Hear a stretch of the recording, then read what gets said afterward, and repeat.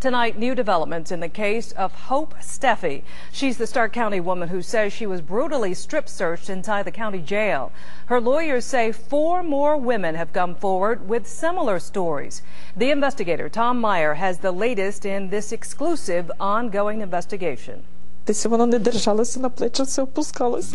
Dishko doesn't speak English. She left Ukraine to escape the fear of KGB persecution. For the past 9 years, she's called North Canton home. But 2 years ago, she felt like she was back in Ukraine. Dishko's son in South Carolina saw our original report on Hope Steffi and told his mom. Steffi was stripped naked by men and women and left in a Stark County jail for 6 hours. The story brought back ugly memories of Dishko's experience inside the same jail. Dishko says officers told her to remove all her clothes, and she did, without understanding why. She says she was given a gown to wear. That clothes fell up to her, partially this fell, and she said she saw that some man saw that. She told the interpreter the clothing she was given kept falling down and at times exposed her naked chest to male guards.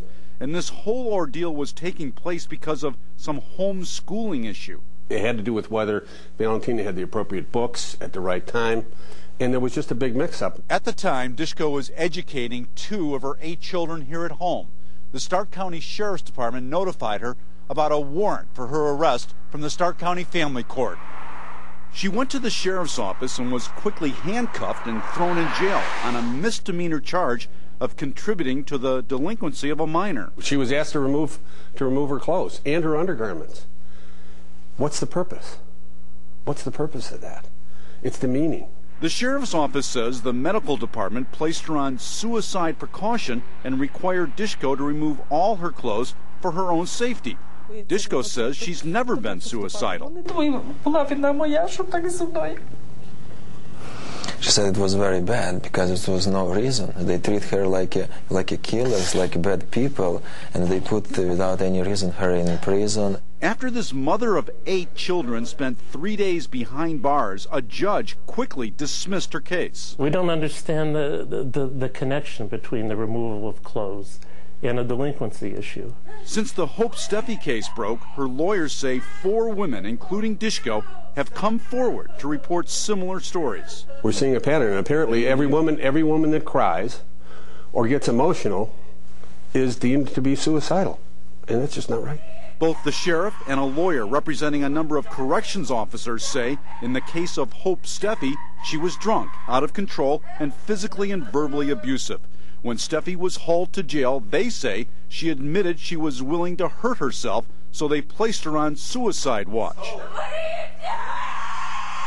Lawyers for Steffi say there's nothing in the sheriff's own records that indicates Steffi was going to harm herself. They say the sheriff is trying to distract the public's attention from what was an abuse of power. They're demanding the sheriff show the public the rule, regulation, policy, or procedure that allows men to strip a woman naked and leave her in a cell for 6 hours. The case involving Hope Steffi has not only triggered reaction nationwide, but has also been the subject of national news programs. She's the one who needs the help when they call for the police. Take the uniforms off the officers, put them in plain clothes, and you have gang assault. What precipitated this? It was a question to her. Who cares? And the question was, do you have any, what do you mean, who cares? As emotions continue to run high, the Ohio Attorney General's investigation into this case is now nearly 4 weeks old. Tom Meyer, Channel 3 News.